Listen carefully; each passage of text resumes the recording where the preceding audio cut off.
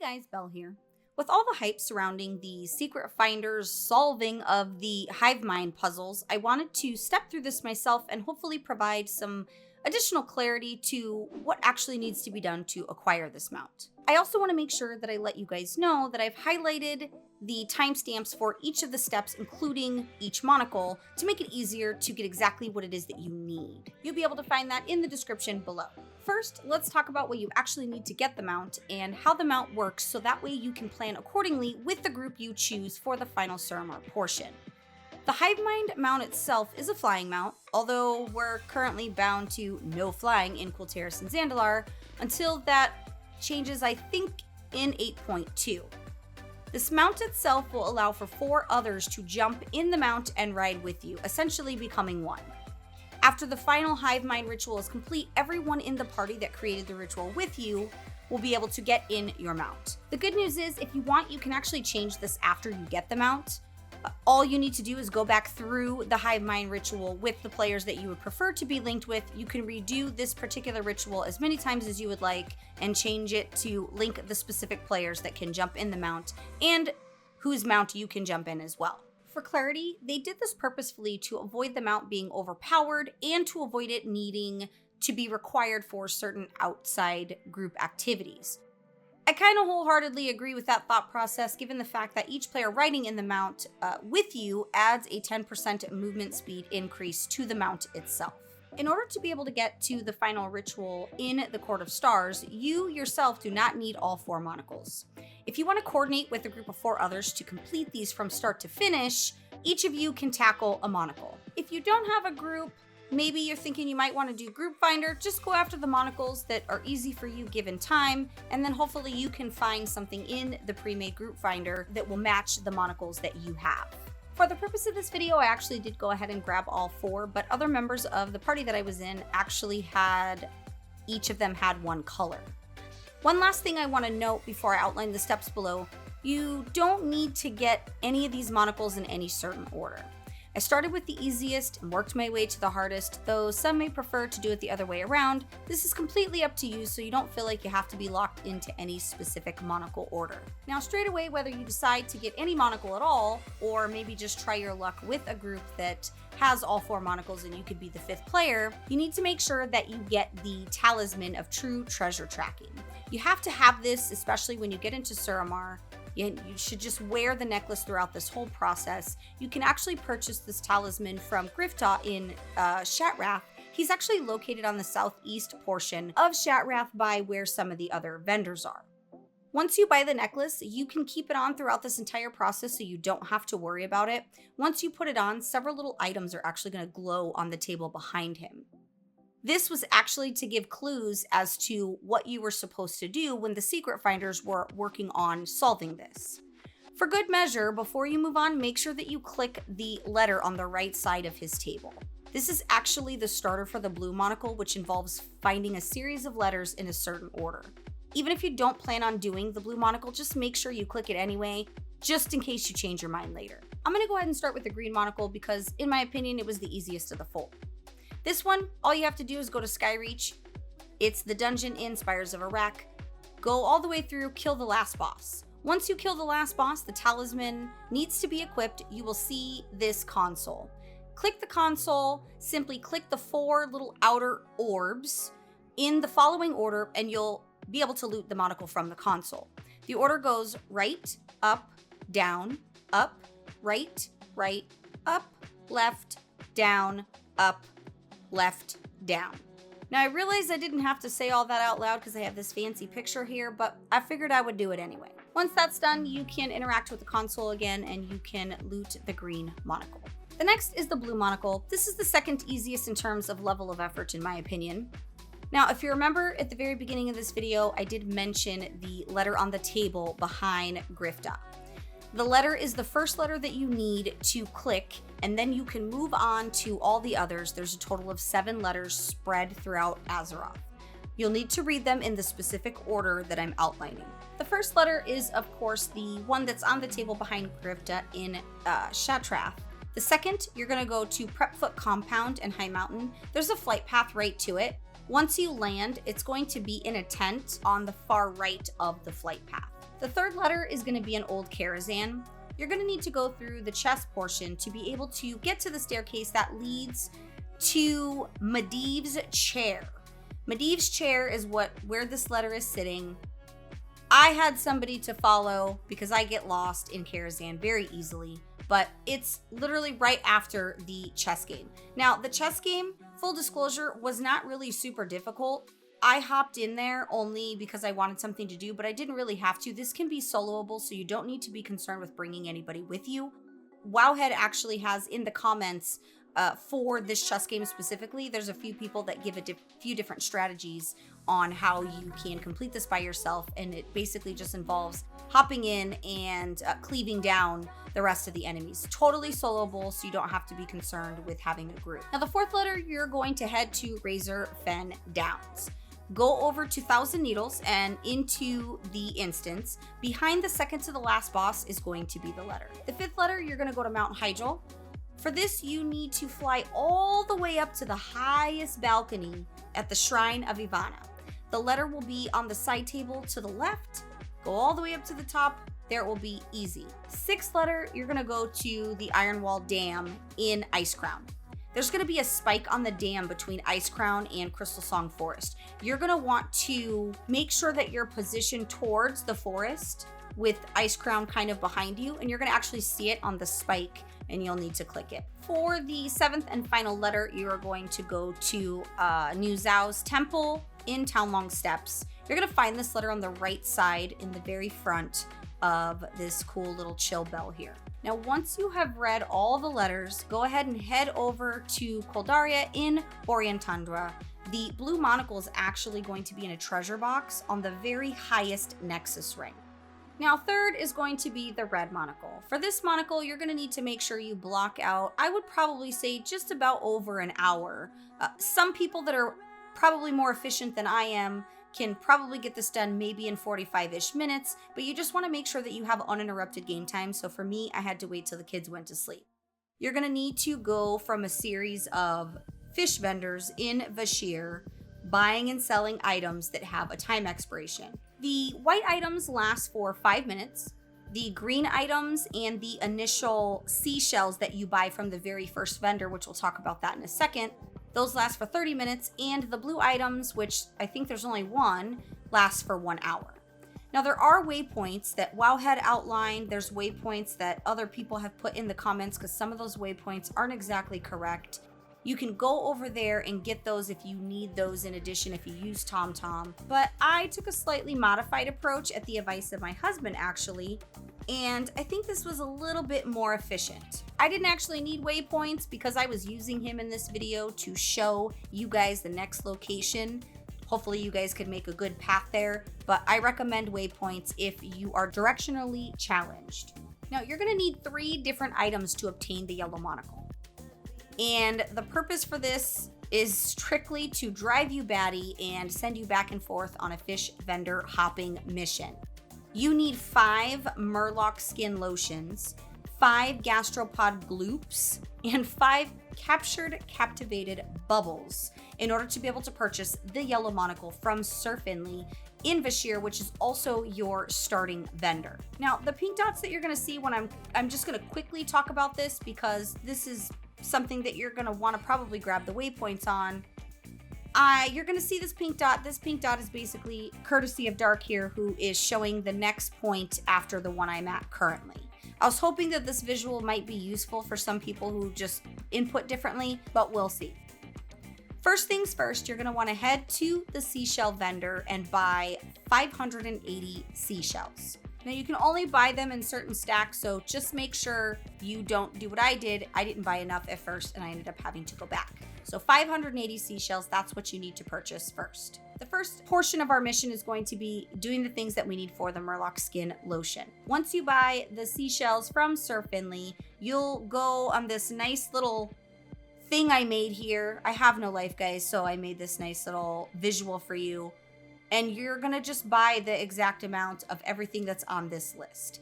Now, the only trick portion here is those white items only last for 5 minutes. So you really kind of have to haul tush to get back and forth. And naturally, in true form, these items send you on opposite sides on all 3 zones of the shear. So just plan accordingly. Don't get frustrated. Once you get the Murloc skin lotion items, that has an hour cooldown. So this gives you kind of a little bit of wiggle room, a breathing room, go take a break. Then, a 5-10 minute break, then come back and finish out the rest of it. All in all, like I said, it took me probably just under an hour, and most of it was just making sure I was going to the right place. Now, once you've done and collected all of those 3 items that you need, you're going to go back to Sir Finley. You're going to purchase the red monocle that you need from him. Now, last but certainly not least is the yellow monocle. Now, I saved this monocle for last because why? That's all I have to say. I haven't decided if this one is worse than the Lucid Nightmare when we had to go through the Endless Halls. Now, the Halls of Origination puzzle, it's basically insanity, regret, and depression all wrapped into one. Just say no, run in the other direction, find somebody who has the yellow monocle so you don't have to deal with it. Just don't. However, if you insist, you can download the add-on. It's called the Hivemind HOO Puzzle Helper, which obviously Halls of Origination. This add-on, it's pretty useful, I'm not gonna lie, but it takes like 30 to 45 minutes to set it up because you have to set it up based off your pattern when you jump in there.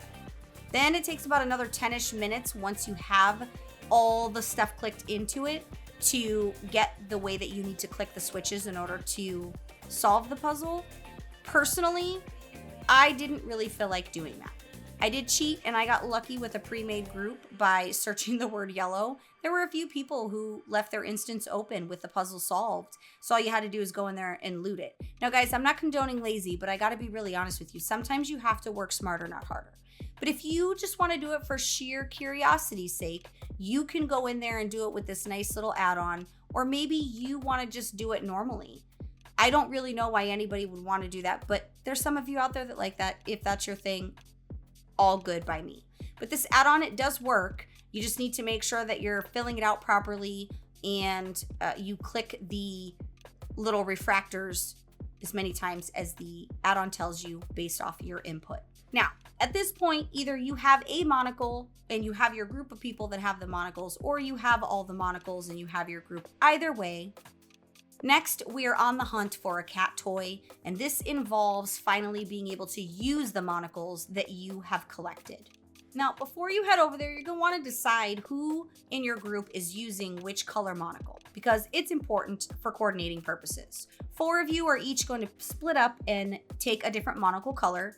The 5th person is actually going to need to head to a different part of Suramar because they're going to be the person that runs into the room where the colored beams are blocking and grab the cat toy for the next part. Now, basically the purpose for these monocles is you're gonna wear them to engage a specific wizard that's attached to that color. When you hit them, they're not really gonna die because they're gonna take energy from these beams to heal themselves.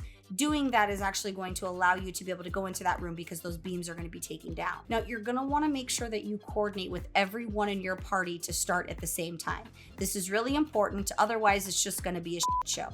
Make sure you're wearing the monocle, of course, before you attempt to interact with the withered, but do not get too close to the withered until everyone is ready if you're wearing the monocle, because you'll engage one of the withereds before everybody's in position. Now, once you've decided which color goes where, here's the points on the map.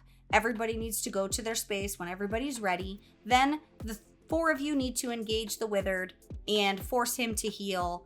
Then the 5th person is going to run in there and grab the cat toy. Now, I'm not gonna lie, the cat toy is really tiny. It's in between these pillows, it's super small. You're gonna wanna make sure you just pay attention. Cat toy is located where the purple pin is, and these other coordinating colors are gonna be where the other 4 players need to be by these adorable colored wizards here. Now, when the person who is in charge of looting the cat toy loots it, they're gonna get damage taken from the toy. It's gonna do damage to them. You wanna make sure that this person isn't wearing any armor that has any absorbs or anything like that, otherwise it's gonna throw your math off. The amount of damage that you take from the cat toy is going to be the code that you need to figure out how many pets each Mana Saber kitten gets in this next section. So for our group, our guy took when he picked up the toy, the specific amounts of damage he took, according to his combat log, was 20,526. Now, the kitten order that corresponds with each number in the damage taken, and you basically just grab each number, put it with the kittens in those orders, and that'll be the amount of times each kitten needs to be pet. So for my group with the 20526 number, Fluffy Muffins, Shadow, Mew, Ash, and Bella. That's the order of the kittens. You can find that on Wowhead's guide. For my group, that meant Fluffy Muffins needs to be pet twice. Shadow will be 0 times. Mew will be 5. Ash will be 2. And Bella will be 6. Now, once you have that figured out and the cats have been assigned to the players based off that specific damage, because it's different for everyone, so don't use my numbers. You're going to head over to the Court of Stars and you're going to go pet Lady Chaton's kittens. Now, we've all been in this room many, many times. The coordinates are 50, 69. Once you're inside this room, everyone gets a kitten. You need to make sure that you pet it the correct amount of times. Now, you're going to need to make sure that you click really fast, as are all the other players, because petting gives a purring stack that lasts for 15 seconds. If that stack wears off before you're done with all the pettings of each kitty, then the cat's going to basically pounce on you, because that's what cats do, guys. And nobody wants the cats to pounce. Once all the kittens have been petted correctly, there's going to be a purple ominous orb that's going to spawn, and of course we don't run away, we click it, because that's what we do. Once we click this is going to land us into the inside of Court of Stars, where there's a jumping puzzle. For this specific part, I actually recommend following a commenter's highlighted portion on Wowhead in the comments. I thought this was actually a lot better than anything else I had seen, and it was amazing for both time and sanity's sake. Now, the puzzle requires all players to focus and jump accordingly, because one missed jump and the wrong platform drops, then you have to start all over. Basically, the goal is to get all the other players to the other side at relatively the same time. The best approach here is going to be to mark each player and have one person call out which marker/player jumps when and where. This worked fantastic for my group once we figured it out. I'm not gonna lie, we probably took 30 minutes trying to figure out what the hell to do. We didn't use any markers, we just numbered ourselves, and we had basically our raid lead call out what it is we needed to do. So mark each member with the following raid symbols: skull, X, moon, square, and triangle. Decide who your call out person's gonna be, pay attention to the call outs. The options are simple: forward, back, left, and right. I have this order here that I actually pulled from the comment section. If you need the actual physical text versions, you can pull that from the comments. But this is the order. Works like a charm. That literally took maybe 5 minutes once we actually did it the right way. And lastly, of all the puzzles, is the Arcane Lava.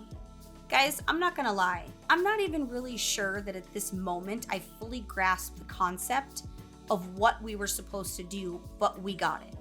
The purpose of this essentially is to get everybody across the Arcane Lava using the floating disc. Now, to accomplish this, you have to narrow down who can ride with who and when. Yes, this is like being picked last for the basketball team, and it was a little frustrating, I'm not gonna lie.